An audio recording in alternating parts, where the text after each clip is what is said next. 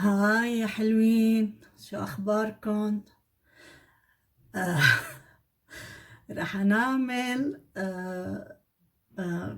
بيقولوا عنا إخواتنا المصريين فاصوليا، نحنا بنقلها لوبيا باللبناني. رح نعمل لوبيا بلحمة، طريقة تانية غير الطريقة اللي عملتها هيديك المرة بالقناة اللي راحت بسوء التفاهم.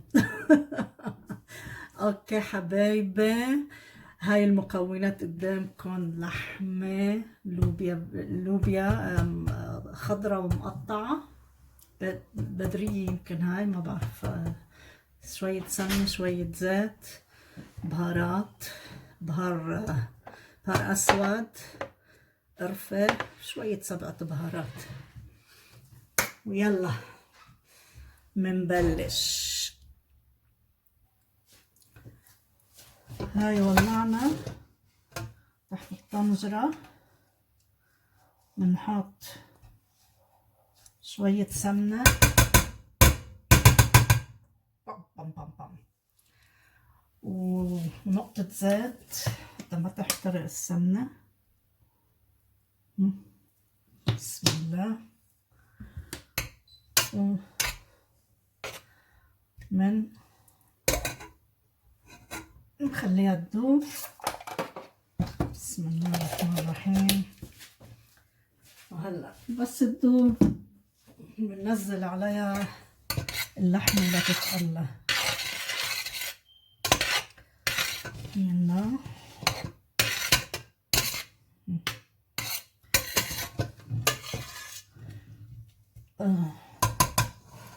ريحة السمنة ما أحلاها. هلا في ناس بحطوا لها بس زيت، في ناس بحطوا لها بس سمنة، في ناس بحطوا لها الاثنين. أنا بحب أحط الاثنين. هاي اللحمة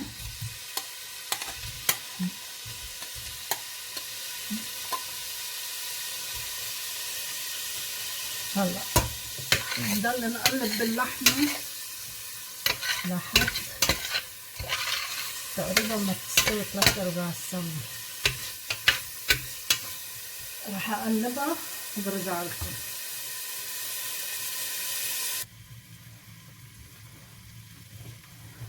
نطلع اللحمة بعد ما قليناها. هلا نحط لها شوية ملح.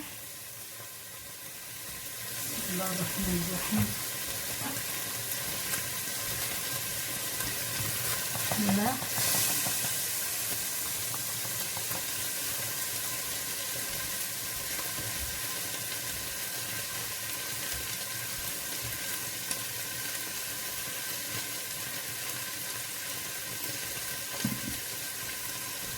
وحبة سكر.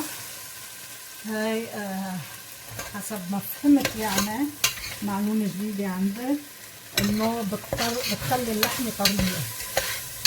شوية السكر بخلوا اللحمة طرية.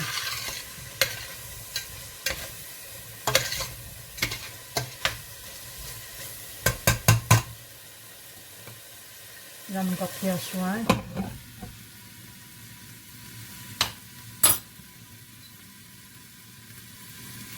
خليها تعطي شوية بخار يطلع على الغطا وينزل، يطلع على الغطا وينزل.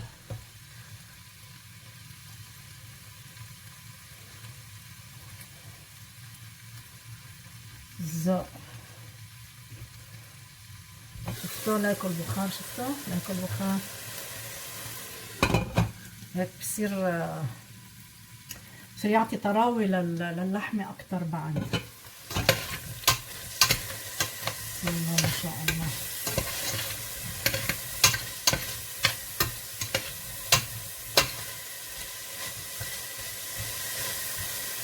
طيب بسم الله الرحمن الرحيم. هلا بنحط اللوبيا مسقطة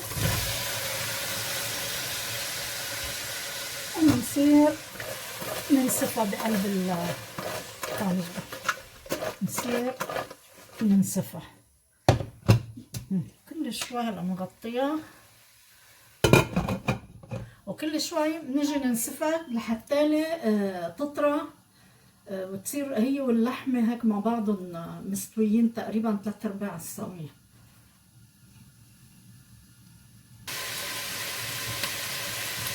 ما شاء الله بلشت تدبل. نضل ننسفها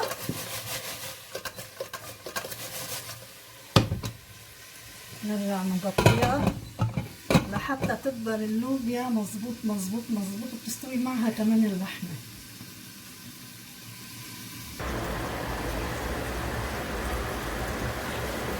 شوفوا ما شاء الله دبلوا منيح. هلا شوف شو هعمل، بلش احط البهارات. هاي 7 بهارات، شوية 7 بهارات. بسم الله. هاي شوية قرفة وشوية بهار اسود.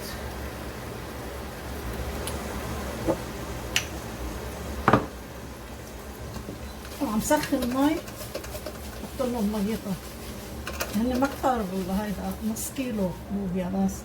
النفر اللي انا وبنتي هن كل نهار على يومين وبضل منهم كمان.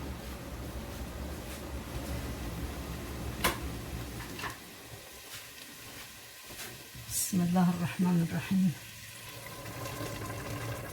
ما بنغمرهم كتير. بسم الله بسم الله.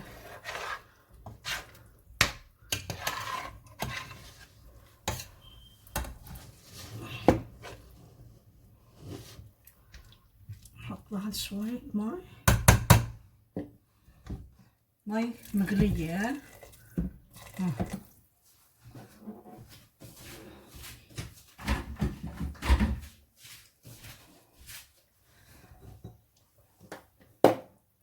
بسم الله.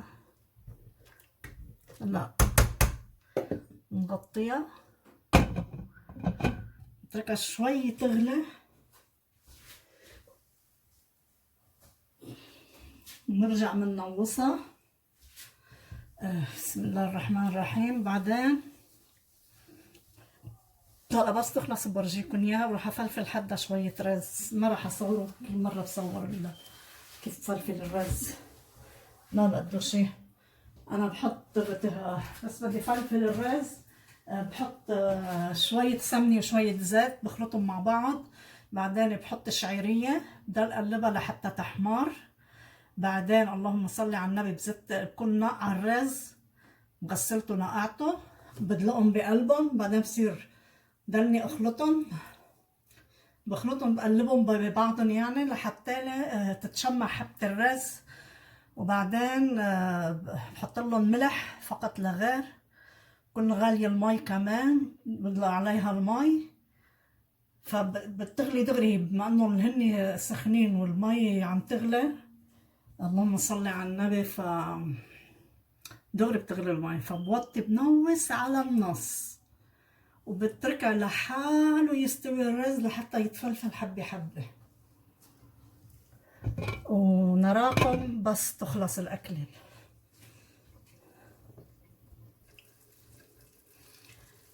وهيك يا حلوين خلصت طبختنا. استوت الحمد لله، وفلفلنا الرز تمام التمام. باي باي.